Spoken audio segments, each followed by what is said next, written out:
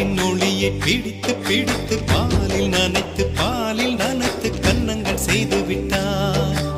உலக மலர்கள் பறித்து பறித்து 2 பந்துகள் அமைத்து அமைத்து பெண்ணை சமைத்து விட்டார்.